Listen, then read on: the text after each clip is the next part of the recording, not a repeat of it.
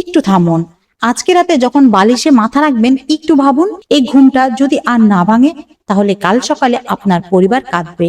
আপনাকে গোসল দেওয়া হবে, কাফন পরানো হবে, মাটিতে শুইয়ে দেওয়া হবে।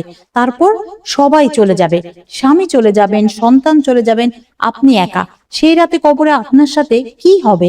রাসূলুল্লাহ সাল্লাল্লাহু আলাইহি সাল্লাম বলেছেন, কবর হলো আখিরাতের প্রথম মঞ্জিল। যে এখান থেকে মুক্তি পেল সে পরবর্তী সব ধাপ সহজ পাবে। তিরমিজি। আজকে এমন 5টা আমল বলবো যেগুলো আপনার কবরকে অন্ধকার থেকে আলোয় ভরিয়ে দেবে।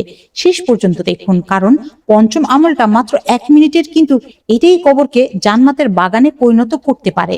ভিডিওটা প্রিয় মানুষদের পাঠান এবং চ্যানেলটা সাবস্ক্রাইব করুন।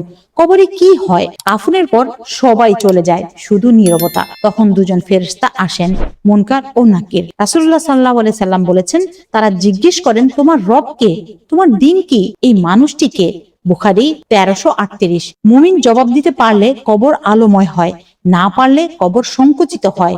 আজকে প্রস্তুতি শুরু করুন। 1 নম্বর আমল, সূরা মুলক প্রতি রাতে পড়ুন।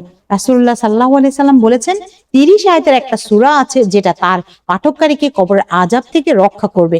সেটা হলো সূরা মুলক। আবু দাউদ ও তিরমিজি। প্রতি রাতে মাত্র 5 মিনিট একবার পড়লেই সেই রাতের জন্য একজন রক্ষাকারী হয়ে যাবে। একবার ভাবুন, 5 মিনিট বিনিয়োগে কবরের রাত নিরাপদ। এটা কি বেশি চাওয়া? কিন্তু শুধু সূরা মুলক যথেষ্ট না। দ্বিতীয় আমলটা না করলে একটা বিশাল সুযোগ মিস হয়ে যাচ্ছে। 2 নম্বর আমল, প্রতি শুক্রবার সূরা কাহাফ পড়ুন। রাসূলুল্লাহ সাল্লাল্লাহু আলাইহি সাল্লাম বলেছেন, যে জুমার দিন সূরা কাহাফ পড়বে তার জন্য 2 জুমার মাঝখানে একটা নূর জ্বলতে থাকবে। এই আলো শুধু দুনিয়ার না, কবরেও জ্বলতে থাকে। অনেকে শুক্রবার ফোনে স্ক্রল করে সময় নষ্ট করেন, অথচ সেই সময় সূরা কাহাফ পড়লে কবরের অন্ধকার আলোয় ভরে যায়। তৃতীয় আমলটা সবচেয়ে গুরুত্বপূর্ণ, এটা ছাড়া বাকি সব আমল অসম্পূর্ণ। 3 নম্বর আমল, নামাজ কখনো ছাড়বেন না। রাসূলুল্লাহ সাল্লাল্লাহু আলাইহি সাল্লাম বলেছেন, যে নামাজের হেফাজত করে নামাজ তার জন্য কবরের আলো হবে, আর যে নামাজে হেফাজত করে না তার জন্য কবরে কোনো আলো থাকবে না। আহমদ 6576। এর চেয়ে সরাসরি কথা আর কি? নামাজ পড়লে কবরে আলো, নামাজ না পড়লে কবরে অন্ধকার। একটা ছোট গল্প বলি। একবার এক নারী আলেমের কাছে এসে বললেন,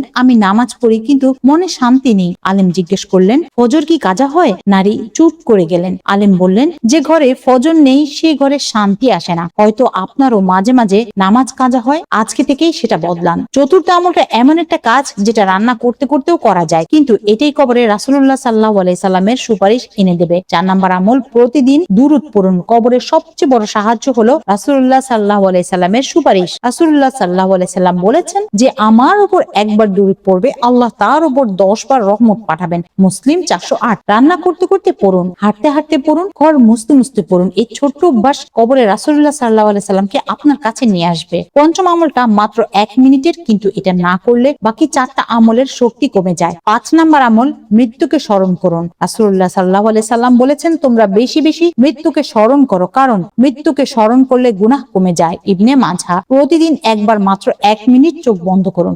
ভাবুন, আজকে যদি শেষ দিন হয় আমি কি প্রস্তুত? মৃত্যুর কথা মনে থাকলে গুনাহ কমে যায়। নামাজ মিস হয় না, কবর সুন্দর হয়। ভয় পাওয়ার জন্য না, প্রস্তুতির জন্য এই কথা। আল্লাহ বলেছেন, যারা ঈমান আনে এবং নেক আমল করে আল্লাহ তাদের দৃঢ় রাখবেন। সূরা ইব্রাহিম আয়াত 27। আপনি দুনিয়ায় ঠিক থাকলে আল্লাহ কবরেও আপনাকে ঠিক রাখবেন। আজকে জানলাম 5টা আমল। 1, প্রতি রাতে সূরা মুলক। 2, প্রতি শুক্রবার সূরা কাহাফ। 3, নামাজ কখনো ছাড়বেন না। 4, প্রতিদিন দুরূদ। 5, মৃত্যুকে স্মরণ করুন। আজ রাত থেকে শুরু করুন শুধু সূরা মুলক দিয়ে। ইনশাআল্লাহ আল্লাহ আপনার কবর আলোময় করবেন। এই ভিডিওটা আপনার প্রিয় মানুষদের পাঠান। আপনার একটা শেয়ার কারো কবর আলো করে দিতে পারে। ভিডিওটা ভালো লাগলে এখনই লাইক দিন, চ্যানেলটা সাবস্ক্রাইব করুন, কমেন্টে লিখুন, আমি আজ রাত থেকে সূরা মুলক পড়া শুরু করব। ইনশাআল্লাহ আমি আপনাদের প্রতিটা কমেন্ট পড়ি এবং জবাব দেই। আল্লাহ আপনাকে ও আপনার পরিবারকে সুস্থ রাখুন, কবরকে আলোময় করুন, জান্নাতুল ফেরদাউস নসিব করুন।